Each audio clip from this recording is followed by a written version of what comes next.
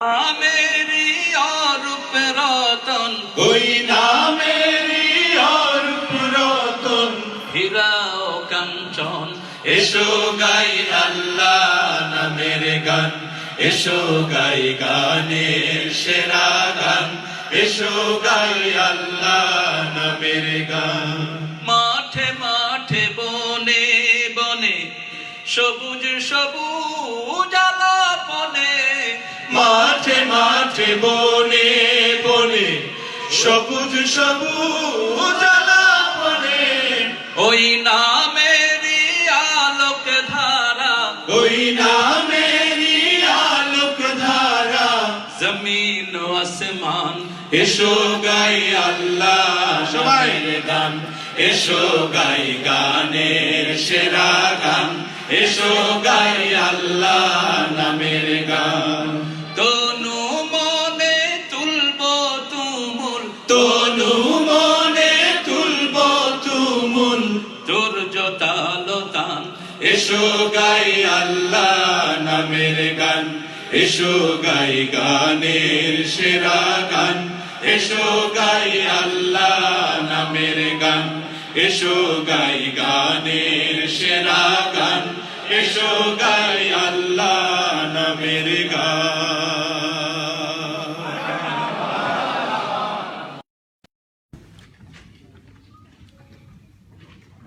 এখন একটি গান আপনাদেরকে পরিবেশন করে শোনাবো, সেটি হলো আমার থেকে তারেক মনোহর ভাই ভালো বলতে পারবে। মল্লিক ভাইয়ের তিনি তো তার পুরো জীবনটাই ইসলামী আন্দোলনের পিছনে বিলিয়ে দিয়েছেন। তো তার বড় ভাই যে তিনি ছিলেন বাংলার টিচার, প্রচন্ড রকম রাগারাগি শুরু করলো মায়ের সাথে এসে যে কি করবে মল্লিক, কি করবে, কি শুরু করছে, কোথায় যায়, কি করে। শুধু তাই না, উনি কমিউনিস্ট পার্টির ভালো একজন কমরেড ছিলেন, যে দাঁড়িয়ে দুড়িতে দেখলে মনে হয় যে সুবহানাল্লাহ, লালবাগের ক্ষতি হবে কিনা, এত বড় দাড়ি ওনার বড় ভাই। তো মল্লিক ভাই যখন ইসলামী আন্দোলনের কাজ করে ক্লান্ত শ্রান্ত হয়ে বাড়িতে আসলেন, মা বলল যে কি করো, কোথায় যাও, কিচ্ছু বুঝি না, খুব রাগারাগি করলো। তখন মল্লিক ভাই সেই কথোপকথন যেটা করলেন লেখনের মাধ্যমে, যে আম্মা কি বললেন আর তিনি কি উত্তর দিলেন। এই গানটি অবশ্যই আমি ছোট শিশুদেরকে, বাচ্চাদের নিয়ে করলে ভালো হতো। নেক্সটে আপনারা যদি সারা দেন ইনশাআল্লাহ তাদেরকে নিয়ে করবো। আম্মা বলেন ঘর ছেড়ে তুই যাসনি ছেলে আর, আমি বলি খোদার পথে হোক জীবন পার। আম্মা বলেন ঘর ছেড়ে তুই যাসনি ছেলে আর, আমি বলি খোদার পথে হোক জীবন পার। আম্মা বলেন ঘর ছেড়ে তুই যাসনি ছেলে আর, আমি বলি খোদার পথে হোক জীবন পার। নিজের জন্য করলি না তুই কিছু, আল্লাহ জানেন ঘুরিস কাদের পিছু। নিজের জন্য করলি না তুই কিছু, আল্লাহ জানেন ঘুরিস কাদের পিছু। কি যে করিস কোথায় থাকিস বুঝিনি কারবার, কি যে করিস কোথায় থাকিস বুঝিনি কারবার। আমি বলি খোদার পথে হোক জীবন পার। আম্মা বলেন ঘর ছেড়ে তুই যাসনি ছেলে আর, আমি বলি খোদার পথে হোক জীবন পার। যে পথ ধরে চলতে বলেন আল্লাহ কাদের গনি, আপনি কি মা নিষেধ করেন বলুন না আজ শুনি। যে পথ ধরে চলতে বলেন আল্লাহ কাদের গনি, আপনি কি মা নিষেধ করেন বলুন না আজ শুনি। আল কোরআনের আহ্বানেও মা, ঘর ছেড়ে কি বাহির হব না। আল কোরআনের আহ্বানেও মা, ঘর ছেড়ে কি বাহির হব না। চোখ মুছে মা চুপ করে যান ফুরায় কথাটা, চোখ মুছে মা চুপ করে যান ফুরায় কথাটা। একটু পরে কেঁদে বলেন হে খোদা নাও ভাব। আম্মা বলেন ঘর ছেড়ে তুই যাসনি ছেলে আর, আমি বলি খোদার পথে হোক জীবন পার। আম্মা বলেন ঘর ছেড়ে তুই যাসনি ছেলে আর, আমি বলি খোদার পথে হোক জীবন পার। আমি বলি খোদার পথে হোক জীবন পার। আমি বলি খোদার পথে হোক জীবন পার। মারহাবা শিল্পী গোষ্ঠীদেরকে। এই পর্যায়ে আমাদের মল্লিক ভাইয়ের খুব কাছের একজন মানুষ, আমাদের শ্রদ্ধাভাজন নোমান আল আজিমে, তিনি স্মৃতিচারণ করবেন। আমাদের হাতে 2 থেকে 3 মিনিট সময় আছে।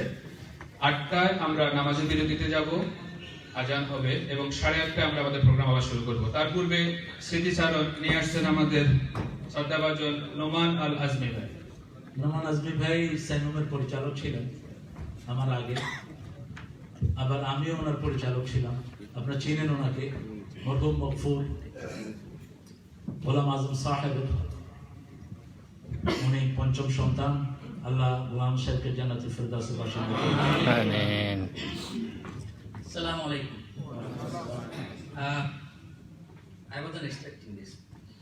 আমি আসলে এই অনুষ্ঠানের এরকম একটা আয়োজন হচ্ছে এটা আমার জানা ছিল না। যদি আমি একটু আপসেট হয়েছিলাম এই জন্য যে মল্লিক ভাইয়ের ঘনিষ্ঠ সহযোগী যারা আমরা ছিলাম, আমি আর মোতালেব ভাই, মূলত মল্লিক ভাই সহযোগীদের মধ্যে একমাত্র আমি এদেশে থাকি। সুতরাং অনুষ্ঠানের আয়োজকরা কেন আমাকে জানান সেটা তারাই ভালো জানেন। তবে আমি এই সপ্তাহটা আমার মেয়ের সাথে কাটানোর জন্য লন্ডনে এসেছি। আমার মেয়ে অনেক দিন থেকে বলতেছিল যে বাবা তুমি আমার সাথে একটা সপ্তাহ কাটাও। তো আমার আগে থেকে প্রোগ্রাম ছিল যে আমি এই সপ্তাহটা লন্ডনে থাকবো। গত 2 দিন আগে আমাদের পারিবারিক হোয়াটসঅ্যাপে আমার ভাতিজা নাবিল আল আজামি একটা মেসেজ দিল এই অনুষ্ঠানে। তখন যে জানতে পারলাম এবং আমার কাছে খুব ভালো লাগলো যে আমি এই সপ্তাহটা লন্ডনে এমনি থাকতাম। তো সেই কারণে আমি আজকে আসতাম, বাধ্য হলাম, কারণ মল্লিক ভাইয়ের একটা অনুষ্ঠান হবে। আর আমি নোমান আজমি, যাকে মল্লিক ভাইয়ের কে আমি আমার গুরু, আমার মেন্টর মনে করি। আমার জীবনের সবচেয়ে গুরুত্বপূর্ণ সময়টা 16 বছর বয়স থেকে 26 বছর বয়স পর্যন্ত যার ছায়ায় আমি কাটিয়েছি। আমার বাবার পরে যে মানুষটার সবচেয়ে বেশি ইনফ্লুয়েন্স আমার জীবনে এসেছে সেটা হলো মতিউর রহমান মল্লিক। সেই কারণে আমি মনের টানে, আবেগের টানে এখানে এসেছি। আমি এখানে আপনাদের সাথে কোনো কথা বলতে আসি। যদিও সেইবারে যখন গান গাচ্ছিল নিজের অজান্তেই আমার পায়ে তাল চলে আসতেছিল, মুখে গান চলে আসছিল, বিকজ এই গানগুলো দিয়েই আমরা বড় হয়েছি। শুধু এটুকু বলবো, মতিউর রহমান মল্লিক সম্পর্কে শহীদ মতিউর রহমান নিজামী আমাদের সাথে যেটা শেয়ার করেছেন, আমার মনে হয় তারিক ভাইটা মনে আছে, আমাদের সাইনুমের একটা প্রোগ্রামে শহীদ মতিউর রহমান নিজামী তখন ঢাকা মহানগরী আমির ছিলেন জামাত ইসলামী। তিনি আমাদেরকে বললেন, আপনারা নিশ্চয়ই জানেন যে শহীদ মতিউর রহমান নিজামী সারাটা জীবন ইসলামী আন্দোলনের পিছনে দিয়েছেন। ছাত্র জীবন থেকে, খুব অল্প বয়স থেকে শেষ পর্যন্ত নিজের জীবন দিয়ে তিনি ইসলামী আন্দোলনের আলটিমেট স্যাক্রিফাইস দিয়েছেন। তিনি বলেছেন যে ওনার জীবনে এই সময়ে 2 জন ব্যক্তিকে উনি সাহাবাদের চরিত্র হিসেবে দেখেছেন। শহীদ মতিউর রহমান নিজামী বলেছেন যে ওনার জীবনে 2 জন মানুষকে তিনি দেখেছেন সাহাবাদের জীবন চরিত্র অনুযায়ী। একজন শহীদ আব্দুল মালিক, আরেকজন মতিউর রহমান মল্লিক। এবং